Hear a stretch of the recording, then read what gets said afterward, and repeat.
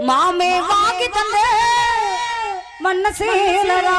இந்த வேலரா வேலை கொடுத்துறப்போ அபிமோகந்தா புதுராகந்தா பொட்டோடு பூ முடிச்சு பொன்மஞ்சள் பூசி வச்சு வந்திடும் மகராசி நகை சிந்திடும் முகராசி கண்விழிமை பூசி வரும் கொண்டவன் புகழ் பேசி